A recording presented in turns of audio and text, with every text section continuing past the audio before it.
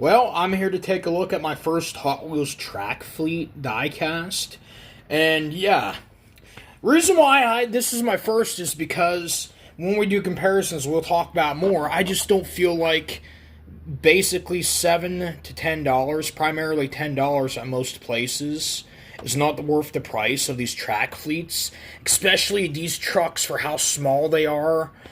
But for this, for like seven, basically nine something dollars, I feel the Scania was worth it enough just so I can have a taste of the track fleet Hot Wheels.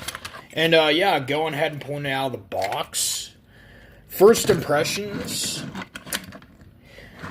I feel like this is way more worth it than the other track fleet diecast, and here's my reasonings why.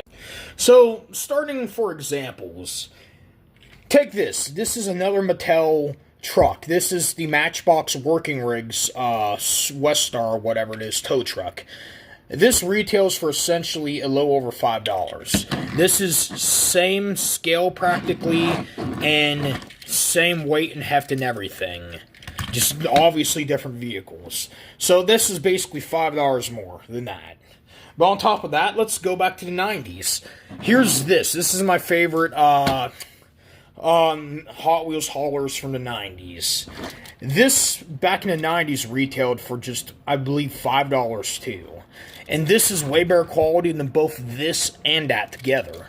But let's also jump back to the 2000s, where you had the pavement pounders, and I don't know the modern name of these because these still exist, but I see the track fleet more than I see these things, which is sad.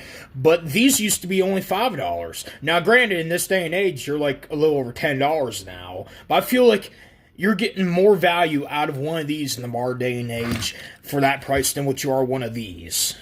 But I'm not going to just shit on the Scania now, because I feel like this one actually looks good and feels good. I don't like the price of it, but compared to the other track fleets, where they're basically super dwarfed trucks and shit for the most part that are meant to be on Hot Wheel track, this one actually feels it and makes sense. And I like the gimmick, too, of the, oh, that actually locks into place. I like the gimmick of the trailer. Let's bring in my treasure hunt. We can't use that because it's too big. Let's bring in my Pontiac GTA. We can't use that because that's too big. Maybe we can use Bone Shaker. Let's bring in Bone Shaker, huh? Or maybe it's not meant to, like, you know, have the vehicle up top inside of it. Maybe the vehicle's meant to just, like, hang off like there and that's, like, the trailer. If so, that's kind of dumb, but also makes sense. I like this, though. It's cool, but still.